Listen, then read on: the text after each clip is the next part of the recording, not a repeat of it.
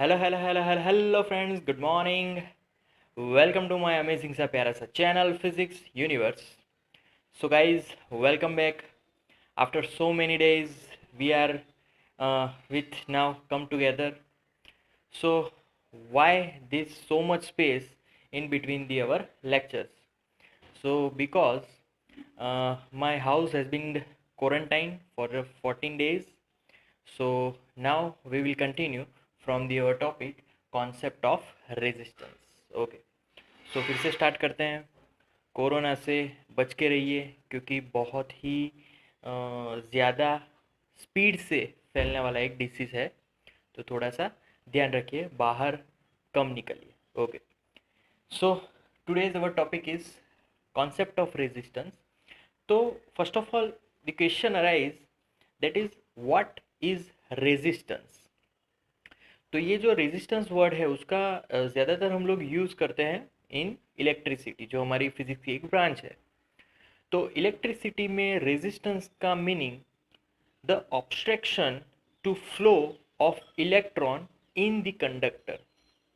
मतलब कि electron, we know that electricity is due to the flow of electrons. So अगर electrons के motion में कोई भी ऑब्स्ट्रक्शन आएगा, मतलब कि कोई भी ऑब्स्टेकल आएगा, उसके कारण जो इलेक्ट्रॉन रेजिस्ट हुआ, उस पूरी फिनोमिनन को हम लोग बोलेंगे resistance.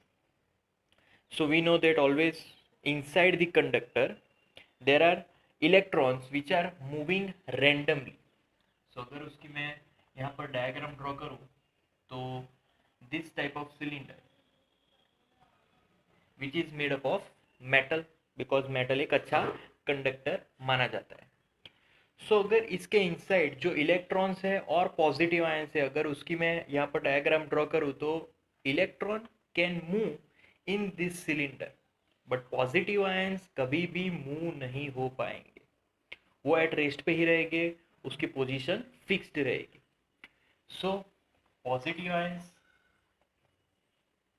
they have periodic arrangements like this. So these are positive ions and they are always at rest position. अब इलेक्ट्रॉन्स, तो इलेक्ट्रॉन्स तो रैंडम होते हैं, कहीं पे भी रख सकते हो, कहीं पे भी उसकी मूवमेंट कभी भी हो सकती है। तो उसकी मूवमेंट रैंडम हो, रैंडम डायरेक्शन में वो मूव करेगा, कोई भी डायरेक्शन हो सकती है, ऊपर होगी, नीचे होगी, डाउनवर्ड डायरेक्शन में, अपर डायरेक्शन में, left hand side, right hand side, है ना। बट जब कभी भी ये जो हमारा सिलेंडर है, अगर उसको हम लोग कोई पोटेंशियल नहीं देंगे, जब तक इसको कोई पोटेंशियल नहीं मिलेगा, इलेक्ट्रॉन का जो मोशन है, जो मूवमेंट है, वो ऐसे रैंडम होगा कि जितने इलेक्ट्रॉन्स राइट हैंड साइड जाएंगे उतने इलेक्ट्रॉन्स लेफ्ट हैंड साइड जाएंगे, मतलब कि उसका जो टोटल मोमेंटम है that will be always zero.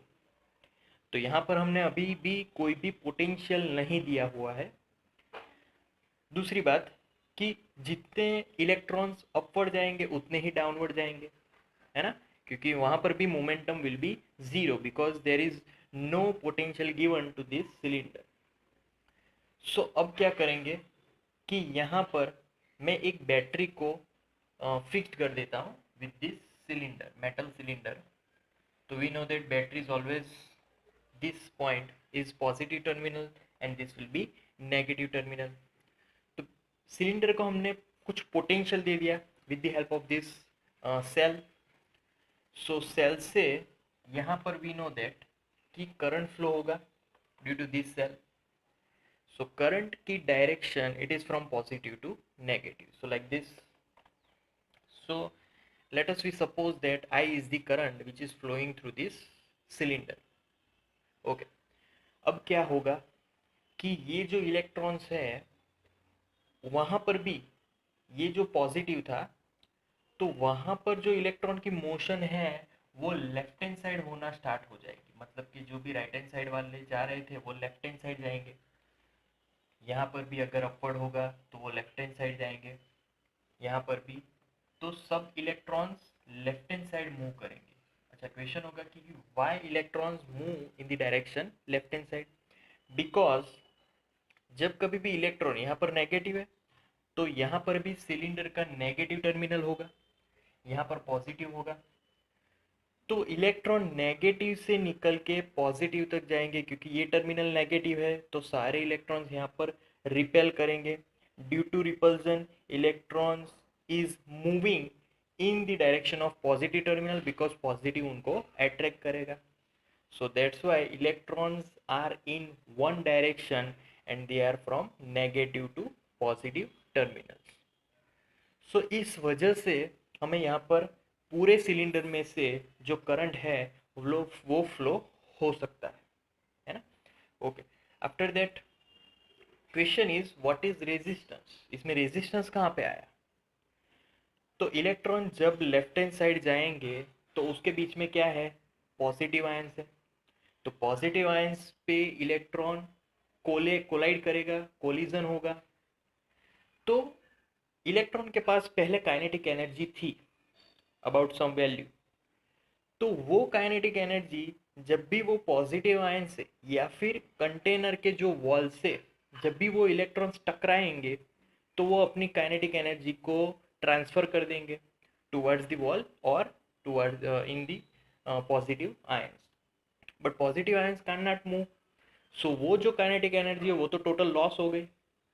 क्योंकि जब कभी भी कोई भी चीज़ से अगर कोई दूसरी चीज़ टकराएगी और दूसरी चीज़ अगर मोमेंटम नहीं हासिल करेगी तो वो तो पूरा लॉस हो गया। वो लॉस कैसे होगा? तो वहाँ पर काइनेटिक एनर्जी का जो लॉस होगा that is in the effect of heat. तो जो इलेक्ट्रॉन है वो अपनी काइनेटिक एनर्जी पॉजिटिव आयन और वॉल को देगा, and due to friction between electrons on the wall or electrons on the positive, so वहाँ पे कोलिजन के कारण फ्रिक्शन होगा और फ्रिक्शन के कारण हीट प्रोड्यूस होगा। तभी भी हम लोग बहुत बार एग्जांपल्स ले चुके हैं कि जब कभी भी हम लोग चार्जिंग में कोई प्लग लगाते हैं या फिर कोई भी और इंस्ट्रूमेंट को अगर सोर्स देंगे एसी सोर्स तो वो गर्म हो जाता है। सो इस वजह से गर्म होता है क्योंकि इलेक्ट्रिसिटी वहाँ से फ्लो हो रही है। जो उसके इलेक्ट्रॉन्स है वो पॉजिटिव आयंस में और इसके जो वॉल है उससे कोलाइड होते हैं। So due to that collision friction will be there and due to that friction we get heat energy from this different types of collision. So उसकी वजह से हमें रेजिस्टेंस मिलता है क्योंकि काइनेटिक एनर्जी तो पूरी ट्रांसफ़र हो चुकी है, पूरा लॉस हो गया है। सो उस लॉस को यहाँ पर जस्टिफाई किया है रेजिस्टेंस ने। तो इलेक्ट्रॉन की फ्लो कौन रोक रहा है? Due to this collision between positive ions as well as wall of the container. तो इस वजह से यहाँ पर इलेक्ट्रॉन का जो फ्लो है उसका ऑब्स्ट्रक्शन हो रहा है, ऑब्स्ट्रक्शन।